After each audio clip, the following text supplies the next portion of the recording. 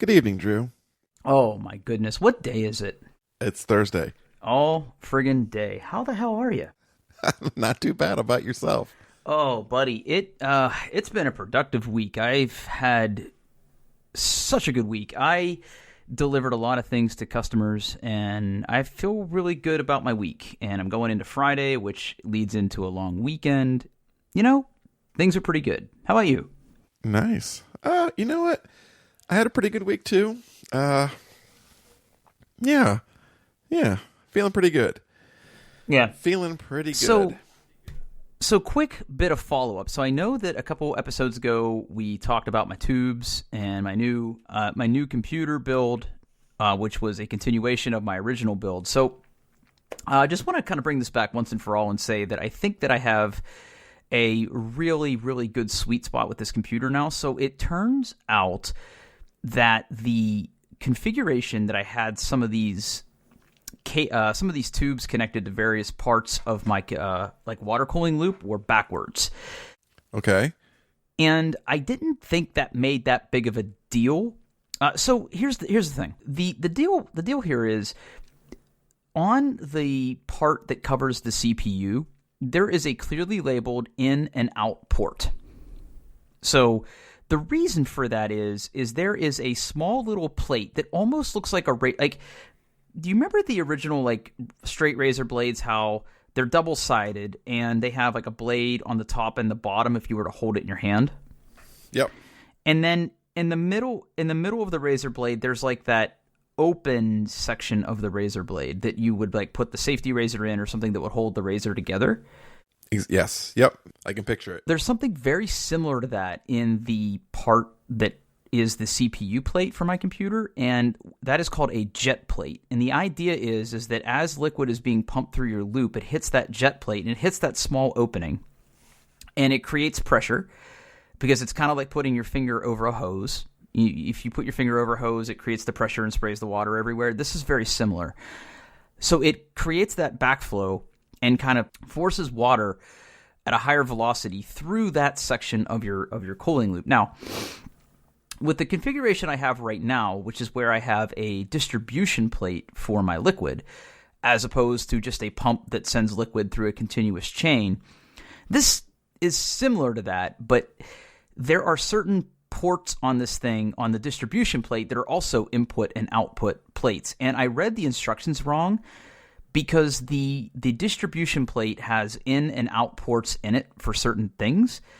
And I took it to mean that the output port of the distribution plate went to the input port of the CPU plate. But it turns out that what the instructions were really telling you to do is the port that is labeled CPU input on the distribution plate should go to the CPU inlet port. So it was actually flowing backwards through the jet plate. And that was causing problems. So it was making a difference. It is making a difference. It is making about a 10 degrees Celsius difference in my loop. That's huge. Yeah. It's significant. And the other thing about this is there were also some pockets of air that were trapped in various components. Like my graphics card had a little pocket of air, and my CPU block had some bubbles trapped in the top of it, which is like a void. And air, if that's basically areas of the block where water isn't, so nothing is carrying heat away from those hot spots. So what I had to do is I basically had to open up the case, like unscrew the graphics card while it was hooked up to the loop and kind of like tilt it till the air worked itself out. And for the CPU plate, once I rearranged it and liquid could kind of get in there and accelerate through the plate, it resolved that issue. So long story short, I'm in a real good place with this right now. It's running very well. I have messed with the flow rate, and I've changed my fan configuration up so it runs much quieter. So long story short, it's in a real good place. I'm really happy with it. The performance is amazing. It's really, really good. So that's the only bit of follow up I had. Did you have anything to bring back to this one? No. I'm happy that your computer is working really well. Yeah, it took three good. it took 3 iterations of me doing it, but we got it. Okay. Did you get a chance to start watching Watchmen yet? I have not. I'm Shamefully, I really want to finish the comic again before I start. I'm about halfway through. Okay. Man, that comic is just so good.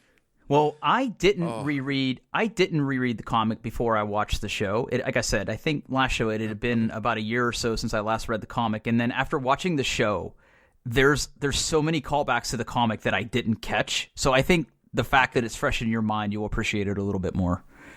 Man, I mean, spoilers for the Watchmen comic, but man, that the issue where like Dr. Manhattan is like experiencing time all at the same time. Yes. Oh. They do a pretty good. They do a really good job of that in one of the episodes of the TV series too. And that's not necessarily a spoiler because there are recurring characters from the comic that come back, and of course Dr. Manhattan is one of them. You would figure he would have to at some point, right? Yeah. Yes. Okay. Well, I'm glad you're rereading the comic and enjoying it. So, what do we got for this week? It looks like we had a pretty nice docket coming into the episode, which is good. Yeah, I put a few things in here. The first one is just really, really quick. I think I mentioned I was using a Yubikey for work recently, but I got a new one, and it's literally a game changer.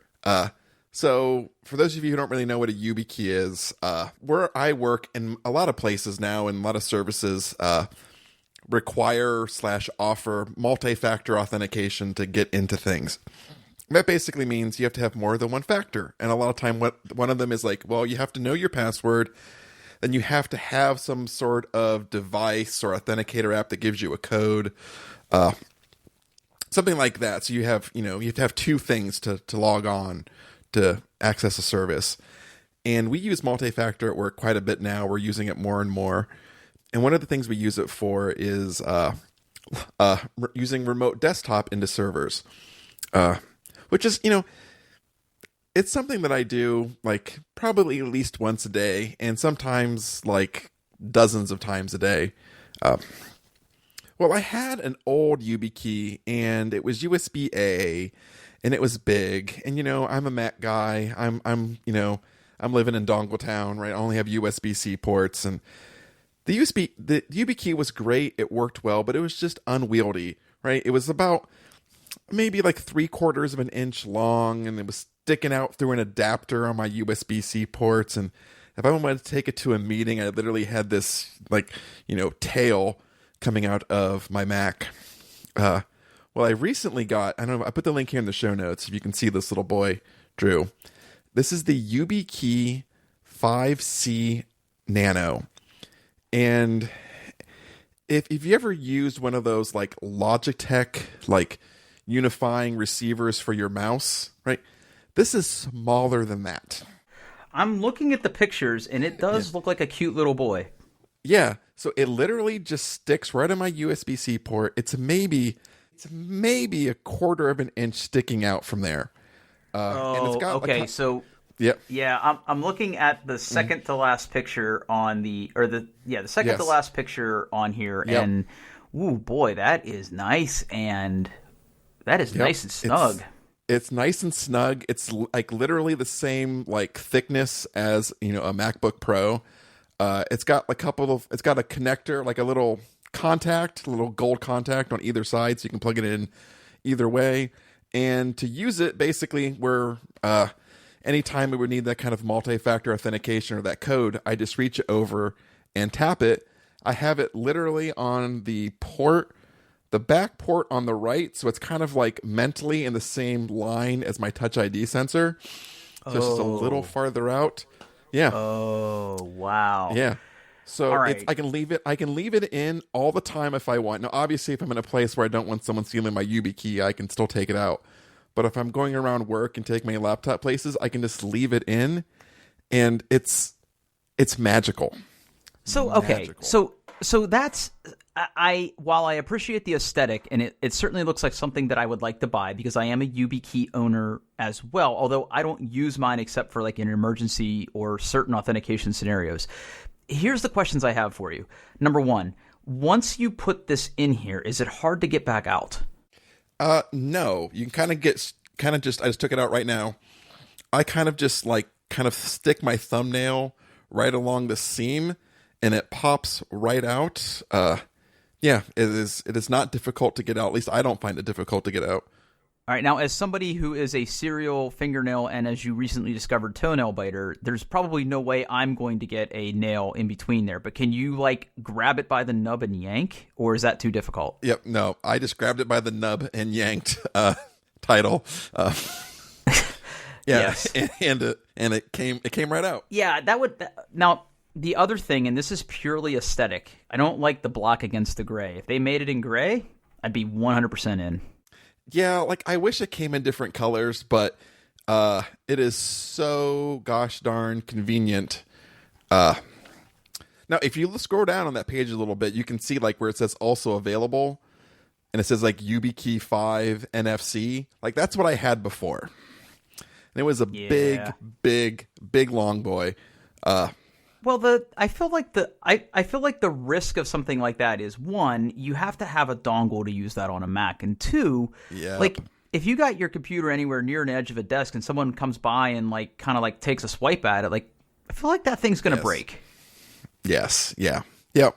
Oh, yeah. So now, like, it was great, but this one is just so much better. And it looks nice, but here's my question for you. If I've understood you correctly the last time we talked about YubiKeys, it sounds like it's, having a YubiKey for multi-factor authentication for part of your job is kind of critical. Yep. So I guess, is it, and I'm not like throwing shade here, but is it like acceptable to leave it plugged into your computer all the time? Because I think I'm having trouble like thinking like I can appreciate that it's slim and it fits in there and you can tap it when you need it, but doesn't that kind of defeat the purpose, or am I missing it? Well, they would still have to know my password, right? So they would have to know my password and take my Yubikey to all right, fair. Be able to multi-factor and get in. So it's still there. And obviously, like if I'm around work, I really don't care. But if I was going to go to a coffee shop or a conference or something, I would consider, taking it off and throwing it in my bag and using something else for the multi-factor, right? Because I don't want someone, stealing it. Then I have to like message my security guy and say, hey, I lost my Yubikey. Can you get, because like to work with, we use Okta for our multi-factor authentication. Basically there's a little configurator app that you have to run to kind of like generate the keys and get those. And I have to provide those to my security guy, and he puts those into Okta saying that, hey, for Paul Baylor, you can trust a Yubikey with this public key. And so there's a little bit of work on his side. It's not just, seamless.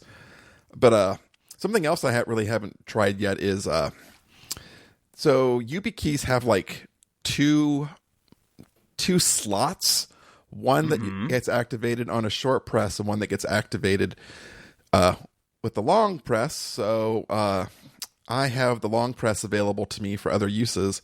So I might play around and see what I can do with that. I know whether I can hook it up to like, Authy or Google Authenticator or 1Password or something like that. But yeah, it's my whole world has been opened up having this little, it's like maybe an inch away from my Touch ID. So I'm already used to reaching to there to do stuff. Having it just a little bit over. I really love this little thing.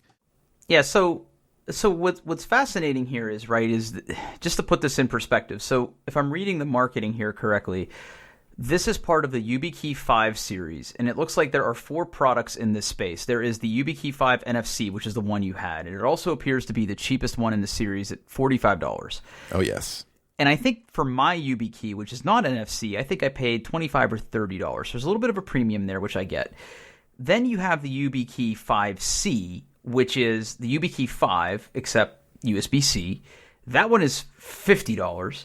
And then you have the original Yubikey 5 Nano, which, holy cow, I would lose that thing day one.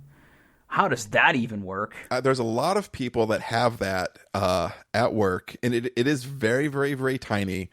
But it's basically designed where just that itty-bitty little like gold piece that sticks out is the button, right? So you just tap that.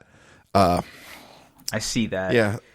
I've heard people were complaining of false touches, which is kind of fun because, like, yeah. So like YubiKeys literally just act like a keyboard, and it generates like a unique code every time every time you push it, and then it hits enter. So like when you can tell when someone's just got one of these brand new, because like you'll be chatting with them in Teams, and then you just see like them spew out a YubiKey. Yeah. See, that's a great troll maneuver, right? Just like kind of cruise past somebody's desk and casually run your finger across it. I don't know. Now, that one is also $50. And then the 5C Nano, which is the one you have, is a cool $60. It is. Yep. Okay. Now, here's the thing that I don't get. Obviously, there's volume discounts involved in buying these because if you work in an enterprise like you do, chances are someone is going to buy you one of these. Yes. For a 10-pack, a 10-pack is $576, which comes out to a cool 4% discount. Now, how you land at 4%, I don't really know. Everything is 4%. It's not even like it's that one key. You get a 4% volume discount, which or a tray of 50. Yeah, a tray of 50. You're not even you're barely saving over $200, which seems less than $200. You're saving $120. Oof. Well, it's like buy 49, get one free, or get two. Right. 48, get two free. Yeah. I mean, you can't afford not to, right? Like, I mean, yeah, you're throwing money away. Right. Man, that is that's pretty cool. Like I said, I don't use mine all the time. I'm a multi-factor person on the phone for my job. I do have a legit smart card for some of my more advanced security scenarios at work. We don't have YubiKeys. We have our phone authenticators, and we have smart cards. So I do have a smart card reader, and much like you, I wanted a smart card reader that said more about me. So I have one that is very easy to fold up and put away when I don't need it, and it doesn't have to sit on my desk with a dongle. Okay, well, that's good. I'm glad you're enjoying that. Now, you also have something on here that I'm not sure what it is. Okay, so the other item is Drew, have you ever had any issues like carpal tunnel or uncomfortableness in your wrists and fingers, numbness, anything like that? I have not, thankfully. Okay, all right. So RSI, repetitive stress injuries, is kind of like the blanket phrase they use for this kind of very typical developer, keyboard, spending a lot of time typing kind of injuries. And carpal tunnel is like the most famous one of those. When I was younger and dumber, I had some really, really, really bad times with carpal tunnel. Had to go through some pretty intense physical therapy to get through it. And it's been something that I've dealt with on and off. Usually I can, kind of feel something coming on, like I'll be end of the day at work, my hands will just feel uncomfortable or tight, or maybe I get like a little bit of like tingling around like my pinkies and stuff like that. And I usually know at that point, like, I'm doing something wrong. Like I'm slouching, I'm resting my wrists on something hard. I'm doing something wrong ergonomically, and I can, correct it, and it usually goes away. But man, recently, like it has hit me hard again, and it's becoming a little bit of an issue. Like even like right now, my right hand, I just have tightness and a little bit of tingling in my fingers, which is not good. But what that has kind of led me down this very interesting rabbit hole. I've been toying around with the idea of purchasing a more ergonomic keyboard. But however, there's a but. I don't want to give up my mechanical keyboards, right? I love mechanical switches. I love how they feel. I love how they sound. I love kind of just even like just the status around of like, yep, I use a mechanical keyboard. I'm one of those kind of hipsters. I'm gonna put a link in the show notes, Drew, and I want you to follow this link here. And what I'm doing is I'm putting in a link. Oh no, that's I can copy and paste. Good, there we go. That's what I want you to. This is a link to the ErgoDocs EZ ultimate ergonomic keyboard. I'm listening. Yeah, okay. So, this keyboard, it's different than any other keyboard I have seen. So first of all, like I'm used to, when I think ergonomic keyboards, well, I kind of think of like that very famous like Microsoft ergonomic sculpt, right? Where it's just like a regular kind of keyboard, and they kind of just like break it in half, and it's kind of curved, and it's kind of slanted, and you can tilt it up, and you can maybe even, it has like a slight tenting, right? Where like the keys in the middle are higher than the keys on the end. This keyboard does not follow that layout at all. First of all, like the keys are organized in what they call an ortholinear fashion, right? So basically what they're saying is like it's hard for your fingers to go sideways. So they designed the keys to kind of be like staggered, so it's easier for you to move your fingers up and down and reach other keys. Second of all, the modifier keys are not in their usual kind of spots. There's a lot of them more around the thumb area. So kind of like right where the B key is on the left side, right? There's another row of keys that are all like configurable modifier keys. You can make them enter, you can make them space. And then your thumb on each side has a grand total of 6 different keys that you can customize and make them do what you want. And, all the modifier keys, they're not labeled, right? Because they're designed. They have this configuration tool where you can design your own layout and then upload it to the keyboard. So part of me is tempted to buy this, right? Because it looks very cool, and it's super configurable, and it looks really ergonomic. But part of me is like, this keyboard is just so different than any other keyboard I would ever use.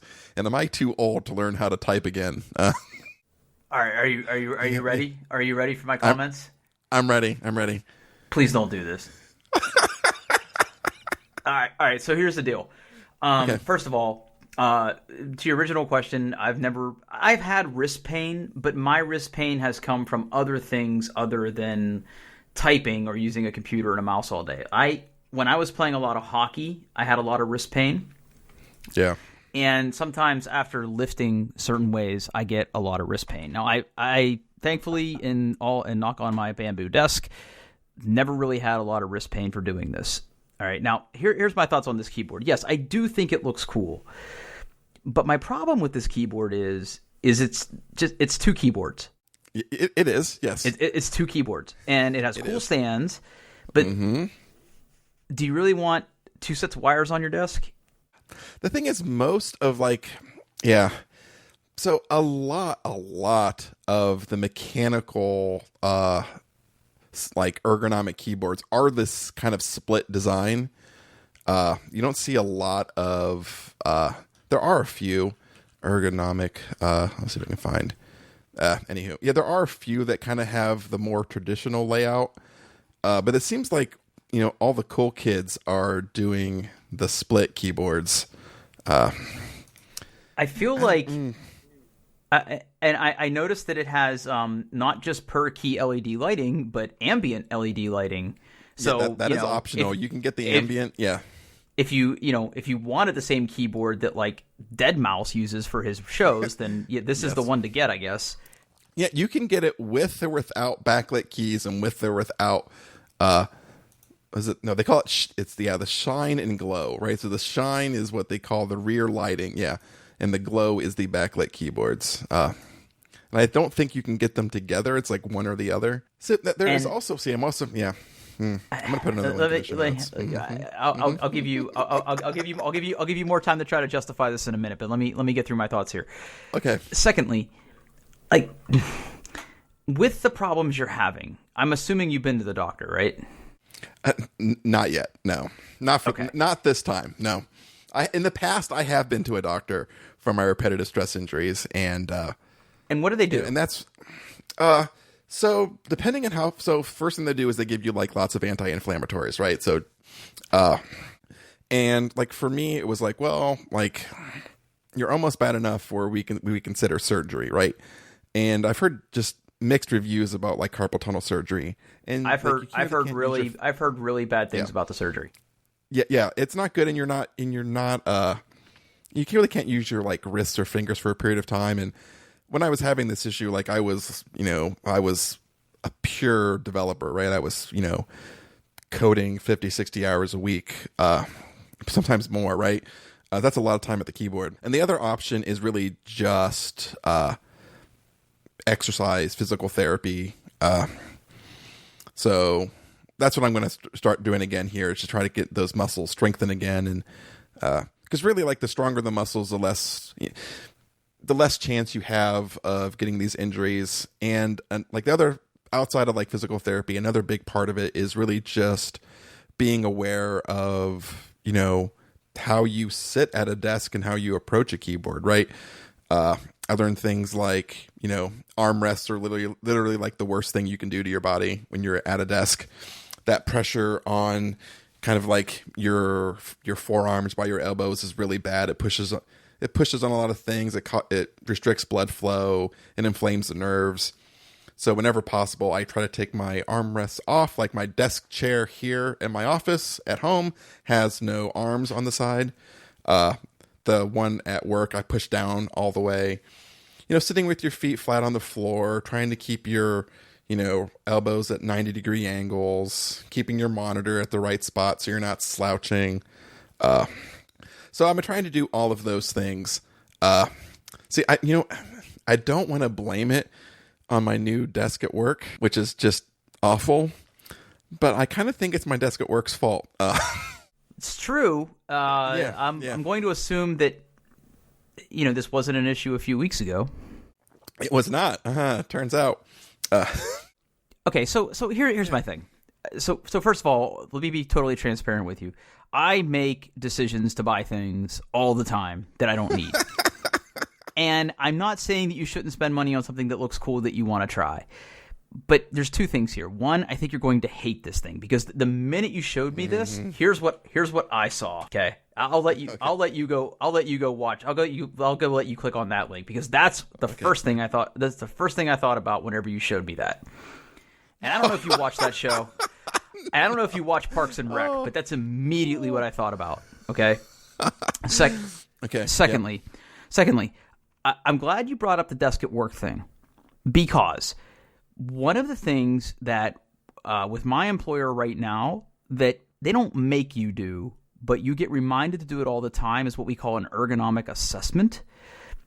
And that doesn't mean I had someone come to my house and help me set up my desk correctly, but they definitely give you a lot of pointers on things like proper desk height, the right distance to be sitting from your keyboard, how far you should be sitting from your monitor for eye strain, like just taking the minute to actually sit down and be mindful of just how you're sitting at your desk. Or in your point, whether that's getting up and constantly like sitting up, standing, because your desk is a standing desk at work now, I take it.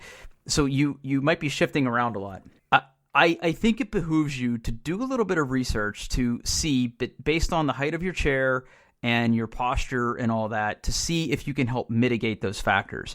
And the other thing I would say is that if you're going to go to a doctor for this, which I think that you should, I'm not saying you should go get the surgery, because I've never had anybody say successfully that the surgery has helped them with this. The other thing I would say is talk to a doctor about doing some good stretching, like good wrist stretching. So the one that I like to do when my wrist gets sore, and I don't know if this is related to your wrists or your joints or your fingers or whatever, but if I sit on the ground on all fours, right, and I take my hands and I turn my hands so that my fingers are pointing towards my knees. So I'm on my knees and I'm on my hands, but my hands are like pointed backwards, so my wrists are facing straight out. And you sort of rock back on your heels a little bit to stretch your wrist out. I'm wondering if you've tried some really good stretching to kind of open up your wrists a little bit. Nothing quite like that. That sounds. Or like putting. I want to try. Yeah. Or putting your hand flat on a wall and trying to, like, once your hand is on the wall, spread your fingers as far apart as they can go, and I'm doing it right now, putting your fingers on the walls, kind of fanning them out as far as they can go and trying to like push into the wall to stretch your fingers and your wrist out at the same time. I think a little bit of mindful stretching in the day might help you too. Now, I'm not trying to go all granola-y, like alternative medicine on you here, but I think you might be onto something with your current desk situation and the fact that you're, in a new environment and you might be sitting or standing differently. So just a good like ergonomic assessment. And honestly, you could be a little bit of a hero here, because I guarantee you, and this isn't an indictment of your workplace, this is every workplace. Everybody has terrible posture at their desk. Everybody does. So like, yep. I think you could make the case to your powers that be to say, hey, why don't we have someone come in and do a little pilot for us with this? And you're probably going to get a lot of pushback, both from management and from people that think you're crazy with your coworkers. But I'm telling you, man, there is something to this. I firmly believe that. Yeah, I'm trying to be more aware and like focus really on my posture, make sure I'm not like resting my, my wrists on the hard desk and, trying to sit up straight. Because usually like in the past, that's, if I just kind of go, oh, you know what? I have a little bit of soreness on my wrist. I'm probably like slouching. Yep, I'm slouching. Let's sit up straight. Let's make sure the monitor's at the right height. Just the basics, right? The stuff that, and usually that helps. But this time it's, it's not as bad. Like when it was really bad, like, I don't know, in my like mid-20s, it literally got to a point where like I was just pushing through, right? Like my fingers would be asleep and like I'd wake up and my hands would be numb. When I finally realized I had a problem, like I grabbed a glass, I filled it with water, I turned, and I didn't have enough hand strength left to hold a glass full of water, and I just dropped the glass, and it just, like, shattered all over the place. I'm like, that's probably a bad sign. And I'm nowhere near that, right? Like, but it's worse than it's been in a long time, and it's, starting to make me a little panicked. Well, not panicked, but worried, right? So I'm trying to look for other things to kind of just help mitigate it. And even then, like moving to a split keyboard, whether it's the split keyboard or not, like it just kind of makes you more aware of the issue. So you're like, oh, my hands are at a different keyboard, I should really focus on all of my posture, right? It's kind of more of a placebo than a cure, right? I don't know, but I think I'm going to start with some of those stretches, and really, that's one thing I really haven't done. I've done like exercises and stuff, but I think it's a good point. Like I should just start my morning with some good hand and wrist stretches, loosen everything up before I start typing. Yeah, I think I'm going to do that. I'll do that, and I'll report back next week. Yeah, and I'm sorry to hear that you're suffering, and I know that probably lots of people out there kind of have this, and I count myself fortunate that as many years as I've been using a computer and playing games and things like that, that it hasn't affected me more. Maybe it will one day, and I hope it doesn't. But I'm hoping that you can kind of find some relief there, buddy. I'm sorry to hear you're hurting. That's all right. I mean, I'll get through it. Now, I want to talk about, speaking of things that we want to buy, I just moved this up in the list. I want to talk about what you got going on there. Okay, all right. Some things you've been looking at. All right. I'm really curious to hear about this. All right. So I'm going to go ahead and drop a link in the show notes that you can look at this while we're talking, so you can see what I'm talking about. So I have made mention on this show before, and if you know me as a person, that I really enjoy trains. I have had a love of trains, and especially model trains, for a long time. These are really happy memories for me. So when I was little, Pittsburgh still had streetcars, and before they had their light rail system, they actually had like trolleys that you could take around parts of Pittsburgh and the suburbs. My dad used to take me on the trolleys, and we would actually get on a trolley not too far from my house, and we would ride that all the way to downtown Pittsburgh, and we would go to a model train store, and we would hang out and look at the different trains. And my dad, when I was born, he bought a model train the year I was born, and it's actually a really, really nice model train. It's a Lionel Blue Comet. We always had a toy train around the tree at Christmas time, and every once in a while when the mood would strike me, I would go up to the attic and rummage through the LGB trains that we had and build, trains in the summertime when I should have been outside. So I've always had a really soft spot for trains, and, I will watch train videos on YouTube. One of the cool things about when I went to Europe that first time is I just took a train ride like through pretty much all of Scandinavia and part of Europe.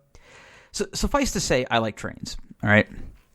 So, at the house right now, I have a pretty small house. I don't have a ton of room. And I don't know if you want to call this a midlife crisis, because I've had a lot of things in the past year be called a midlife crisis. But, I kind of like the idea of getting some model trains for my house.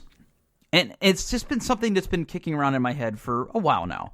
And at home, at Christmas time here at the house, we put up a small tree, not a huge tree, a small tree. And I have a Lego train set that goes around the tree. And that scratches a lot of my itches because, one, I'm very, very pro Lego. And two, it's a train. So it hits a lot of the notes for me. And also, we also have some like Lego, like Snow Village, Christmassy type stuff that also goes under the tree. So it all works. Okay, it all works. But I've had it in my head for a while now that I really want to get into model trains. And when I say get into, what I'm saying is I'd like to have a model train set for Christmas time, but what I think I'm actually saying is I want to own a whole bunch of trains. Okay. Now see, when you say like a whole lot of trains, right? I picture that very stereotypical kind of like television/movie where this individual has a room dedicated in their house, and it is full of tables with trains constantly running, and terrain and trees and little people and villages and tunnels and mountains and that whole. Is that the level that we're thinking about here, or are we just kind of dipping our toes in the water? So for right now, no, we're dipping our toes in the water. Okay, and to be clear, I have not bought anything yet. Okay, all right. Now that might change in the next 24 to 48 hours, but I have not bought anything yet. And now part of the reason I'm holding back, right, is there is no room in my house to do this. I do not have a room. My back cellar is for storage. My downstairs room is for watching TV and movies. My upstairs office/game room is for those things. We have a spare bedroom, but it is actually being used as a bedroom. There is no place in my house to do this. But one day, when I have a bigger house, I would like to have a room dedicated to where I could build a model train layout. I have that as a goal for not the immediate future because I can't afford a new house right now. But when I have a bigger house, maybe before, but probably after I'm retired, this will become a hobby for me. Okay. Now, the reason this is fresh in my mind is the other morning I was YouTube surfing instead of getting up and getting ready to go to work. And I had okay, so let me back up for a second. Because when I say I watch train videos on YouTube, there are a series of videos that are produced, and they're entirely in German, from Germany, that talk about different locomotives and different trains that have originated in Germany. And they're entirely in German. They're not subtitled. I don't know what they're saying. I just like to listen to the music and watch the trains. And they talk their funny German language, and I pretend to understand what they're talking about. Yeah, so I think it was Tuesday. Tuesday I woke up, and I fired up YouTube, and at the top of my recommended list was somebody who was unboxing a model train. And again, it was in German. And it pointed to, and I'm going to send you the exact link of the product that this guy was unboxing. And hold on, I need to sort by a certain thing on here. I'm going to send you a link. Okay. Actually, you know what? No. I'm going to do this a different way. Hang on a second. Okay. I'm going to do it this way. Hang on. I need to go to my history of things that I've watched on YouTube. Okay, here we go. Okay, here it is. Unboxing review of the Marklin Crocodile 55681. And again, this is all in German, so I don't know what he's saying, but I'm going to give you this gem, and you can watch it at low volume while I talk. Okay? I'll put it on. Obviously, it's German, right? So I don't have to listen to the sound. You don't have to listen to the sound, but just kind of click through the video and see what's happening here, because this is going to very big box. It is a very so let me describe what's happening. He's and you have to click the link in the show notes to see this, but he's unboxing a very big box. He is unboxing a Marklin Swiss. It is a Swiss locomotive, not a German locomotive, but it is made by a German company called Marklin. Swiss crocodiles. That whole box is one locomotive? Mm-hmm. Oh, boy. Oh, okay. And he's unboxing what they call a Gauge 1. Okay? Gauge 1. So if you're familiar with model trains at all, model trains come in gauges, which basically is the scale size of the train. So one of the most popular scales is H0 scale or HO scale, which I think is 187, right? So it's 1 to 87 scale, and HO is a very, very popular gauge. A lot of Lionel sets, I believe, are HO or H0 gauge. This is Gauge 1, which is one of the biggest you can have, okay? And if you kind of click through the video, you can see just he has to use both hands to pick this thing up. Yes. Okay? Now, if you're clicking through this thing, you're thinking, wow, that's a really big locomotive. And then you get to the part where it's digitally controlled and has small little servo motors for like the pantographs and the lights and the sound effects. Yeah. Okay? So if you're kind of clicking through this YouTube video, you're like, wow, that's really something, Drew. Paul, what do you think this costs? Oh, okay. I just saw it in the description accidentally. What? Okay. Yeah. So okay. It's 3,500 euros. So what is that? What is that roughly in a freedom bucks? Well, let's ask the smart lady on the internet. 3,500 euros to dollars. That is almost $4,000. Wow.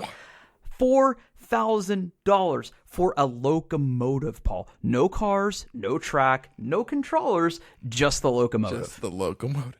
Now to be fair, that is the most expensive one they make. Okay. Right. But the other ones are not far off. Okay, so I'm going through here and I'm clicking on their products. I'm going to the Gauge 1, and I'm guessing Z scale is even smaller, right? Yeah, Z scale is very, very small. So we're not going to talk about that, but Gauge 1, okay? Okay. If you go to the steam locomotives looks to be about 2,000 to 3,000 euros. Mm-hmm. Diesel is a little bit more, and electric is okay. Yeah, I mean, yeah. Okay, so you can spend period. Full stop. Okay. Well, so let me again back up. Wow. So Marklin, for my money and for the research that I've done, and I knew about this brand before this popped up in my YouTube feed, but I didn't understand that they made this whole Gauge 1 thing. Now, to be completely upfront with you, I do not want to buy Gauge 1 because if I don't have room in my house for HO, I sure as heck don't have room for Gauge 1 in my house. Okay? And nor do I have the budget for this. But I encourage you to do some YouTube research on Gauge 1 Marklin trains because, my goodness, they're highly detailed and they look stunning. And when they ship, right, if you were to watch that video that I posted in length, it comes like shipped on a pedestal. So you could like keep it on a shelf when you're not, pretending to choo-choo like around. Yeah. You could just enjoy staring at it. Okay. Now, I'm interested in the HO stuff. And the reason that, and this is brilliant, by the way, if you click on the Gauge H0 products and click on the sets. Okay, sets. Okay, sort by highest price. Okay. So the Era 4 digital set is 1,000 euros. Okay, now that's not cheap. But for the 1,000 euros, you get 2 locomotives at HO gauge that are highly detailed. You also get 3 passenger cars and 4 freight cars, and enough track to do what they call a C-type layout, which is an oval with a siding and then an extra part of the oval. Okay. Okay. So and in addition to that, you also get 2 digital controllers, because the thing about model trains, because like when I was growing up, you had a train set and you had like DC power that you put like one DC lead on one rail, on the other DC lead on the other rail, and you had a little like analog gauge that you regulated the voltage like a potentiometer, and that basically made the train go faster or slower or reverse or whatever. These boys are digital, so they have controls for speed for their motors. And they also have like little, for all intent and purpose, they're little IoT devices that you can like program, and they have like soundboards, and they have different lighting configurations, and things light up in them, and you can, like it gets crazy, Paul. So long story short, when that video popped up on my YouTube feed, I'm like, I like trains. I would like to own some nice trains. And Markland does make some of, if not the nicest model trains that you can get. And you know me, I'm not going to half-ass spending money. If I'm going to buy something nice, I'm going to buy something nice. And I think for Christmas, like my goal is to have some sort of Markland train under my tree next Christmas. That is like what I'm aiming for. So, there are resellers in Columbus that sell these things. I don't think they sell this particular set, but there are hobby stores in Columbus that sell model trains. I could easily amble on down there and see what they had, which I think is a dangerous thing to do. But I'm thinking of really investing in a nice train set for next Christmas. And this is how I stumbled onto that. And like, if you really start looking at some of these nice, expensive train sets, like they're actually really cool. And yes, I get it. They're not American locomotives, but at the same time, like American trains are kind of boring. I like these classic German trains and classic Swiss trains. The other set I was looking at is they make a Swiss freight train digital starter set, which is about half the price. Yeah, I see that right now. Yeah. But it is a more traditional set. Now, if I wanted to be consistent, right, I could buy this $500 set, and then I could order like more cars that match this set. I could get more of the blue tankers or the gray hoppers and build like a nice set for not 1,000 euros, but probably 750 euros. So anyway, that is basically, I'm putting this in here to say that I'm doomed. This is something I'm going to spend money on in the pretty near future. If I hadn't bought a washing machine last week, I probably would have already done this. So just know that I will probably be reviewing Markland trains sometime in the not too foreseeable future. So what about you? Do you guys, are you kids into trains at all? Or like, I mean, you like trains, right? Am I crazy here? No, I'm not a big train guy. My father had a like an HO scale train that he would sometimes put under the tree for Christmas, and it was like you said, it was the DC, right? You had one thing on each track, and you turned the little gauge, and it went fast and went slow, and he could put this oil into the locomotive, and it would make this horrible smelling smoke that my mother absolutely hated because it just made the whole house stink. And he liked watching that thing go around, and I just, trains have never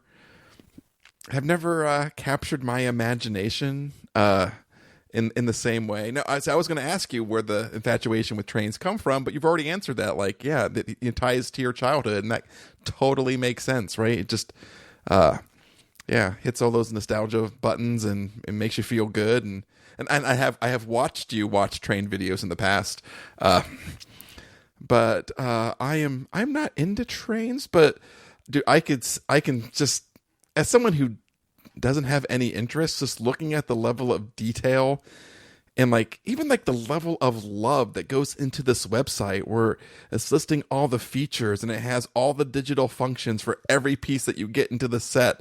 And like, yeah, there's a lot of love that goes into these trains, and it shows. Like these are very high detailed trains. Yep. Yeah. They certainly are, and the fidelity that goes into these things, especially Gauge 1, HO as well, but the Gauge 1 trains, and if you watch that video with sound, even though the guy is talking in German, you will very clearly see just like the high quality components and what goes into it. And I feel like it's probably, if you are a person who likes model trains, you will probably look at this and say, yeah, that's about a $3,000 train, right? Like it's probably a $4,000 train.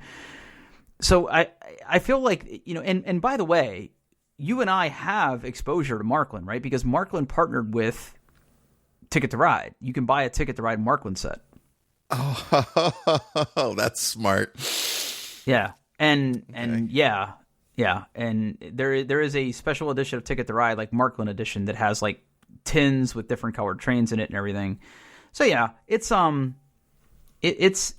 hobby, and like it's sad, but like, my dad said, hey, these are for you when I'm not around, so you can remember me, right? Like he knew what he was doing early on, and it's something that it's just makes me closer to my dad, which is nice. And I'm excited to see, and like they also have a special club you can join to get some items that aren't out yet, I'm probably going to join that club. Yeah. Yeah, I'm probably going to join that club. You should. So, anyway, yeah. Absolutely. But like if you click on these pictures, like all these little doors open, and like, I'm not saying they're hand painted, but they're obviously constructed very, very well. So I will probably be doing this pretty soon. Yeah. So I will put more links. Accessories with all the like the motor upgrades and the different lights and like the signals. Like, wow, there's a lot. Like, yeah. Yeah. Now, I don't. You get a book. Okay. Yeah. And like if you go to the store, if you go to the shop yourself, you will see that like they sell Markland. The store sells Markland, and I think the same. I'm sure it's a private equity firm under the covers, but they also sell LGB stuff. And if you click on the LGB link and you click on the locomotives, I think those are bigger than Gauge 1, if not the same size. But when I was growing up, we had LGB trains, and they're not quite as expensive as Gauge 1. But then again, they don't have all the features of then again, some of these are pretty expensive, but they're not Gauge 1 expensive. Oh, wow. Okay, so no, that one is. Maybe I'm wrong. I don't know. But it looks like it's made out of solid gold. Yes, so the website looks very similar. Like, is this just like the American version of the same? Like, yeah. Well, if you it's click, still in euros, it's still yeah. Yeah, if you click on the Gauge G, whatever that is, it's LGBs. But if you click on that, it's like this company, this store. I think the company that owns Markland also owns LGB and Trix. Got it. Yeah. Okay. So I think you're basically buying from this store, which sells all three of those things. And like I said, when I was little, we actually had some LGB stuff, and granted, like my parents weren't super rich, so they obviously spent some dough on this stuff, and we still have it all somewhere. So yeah, I mean, but like you said, it's a deep connection to me because I like trains, and it's something that reminds me of being a kid. And I will probably have a room one day where I build this stuff out. Now, the one thing that's interesting about Markland is it doesn't appear that they sell a lot of scenery. So like there's probably, I mean, if you go to a hobby store, like the hobby stores here in Columbus, like you can definitely buy some pretty cool scenery for its HO gauge to build a layout, right? And you can buy those tunnels, and you have to like do a lot of paper mache, and you got to build a table, and I figure it's either this or Warhammer, right? And if I'm gonna build something that's gonna be in my house, I want it something that I can enjoy. So anyway, that was my big discovery of the week. So that's probably what's next for me. Well, I hope you find the train that's meant for you, and I can't wait to see some unboxing videos and some videos of your purchase when you get it. Yeah, yeah, and I hope we can trade unboxing videos when you unbox this 2-piece keyboard you're about to buy. We'll see. I don't know. It's frightening. It's frightening. Okay. All right. Well, let's wrap this one up. So talk about where people can find us. Yeah, as always, you can find the podcast on the internet. We're at doingtheirbest.com. You can send us an email at contact@doingtheirbest.com, which, speaking of like spammers have found the email address, is wonderful. I get all kinds of business opportunities on there for our podcast. We should do that. So show idea. Basically clean out our spam inbox to see what we can get. Okay. Yeah, like they want me to come like, hey, take this video, like take this training class about how to monetize your podcast. It's like, yeah, it's yeah. Apparently people like do this stuff. I don't know. Podcasts for money? I don't understand. Anywho, you can reach us on Twitter at doingbestpod. I'm on Twitter at Paul Baylor. That's BAHLER. And where can we find you, Drew? Well, I'm on Twitter at Pitfurg, PITTFURG. Spectacular. All right. Well, that's a wrap. More train and keyboard talk next week. Make sure you send us your topics because, boy, if you want to hear us talk about stuff that distracts us, we got you covered. Thanks for listening, everyone. All right. See ya.